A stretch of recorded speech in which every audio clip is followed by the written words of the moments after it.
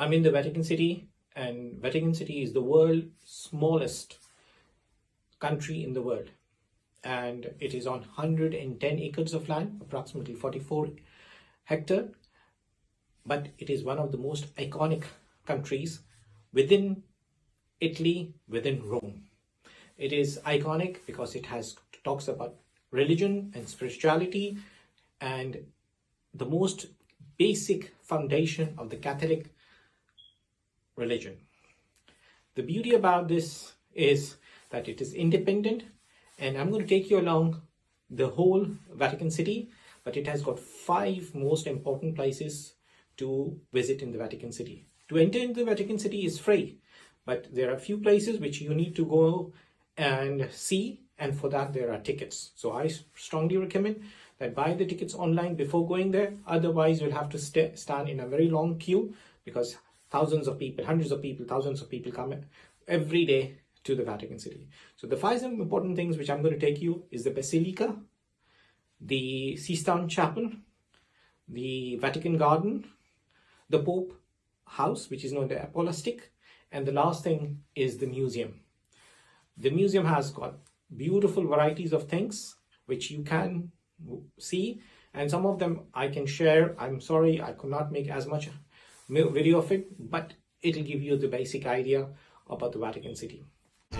In the Vatican Museum, and the first section which I've entered is the Egyptian one, where the Egyptian mummies are there, and if you can see, there are the pharaohs and the different pharaohs being bought from Egypt. So this museum was created initially during the time when the Egyptians were under the influence of Italians, Americans, and the English. So they bought the stuff from Egypt and they've been kept here. After looking at all these statues, the other section which is in the Museum of Vatican is the potteries. You'll find potteries from all kinds of places being bought here and kept and preserved, and it's huge. There are a lot of people. There are a lot of stuff over here which you can see around. In the Vatican City Museum gallery, where there are hundreds of statues of various period of Rome and the Kingdom of Rome, which can be seen. Again, very knowledgeable information is there, showing the rich culture of Rome and what was happening in Rome hundreds and hundreds of years back, and how Rome modified and changed.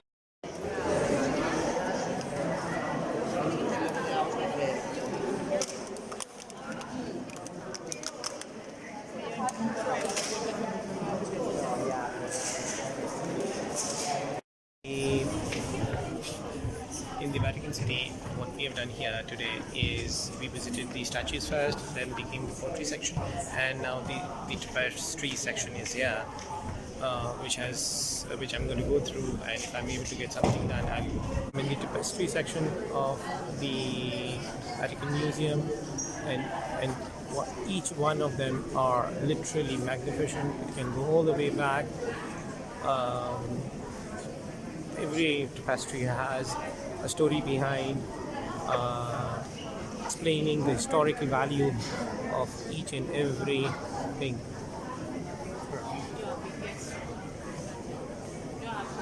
And this seems to be the largest tapestry which till now I've seen.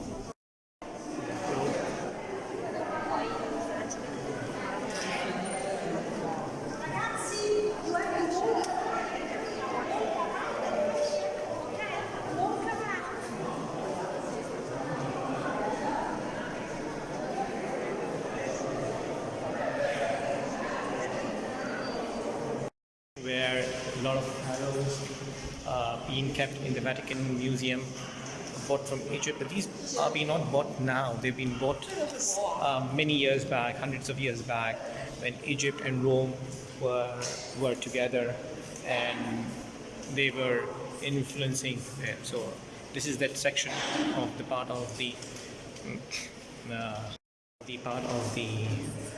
Vatican Museum.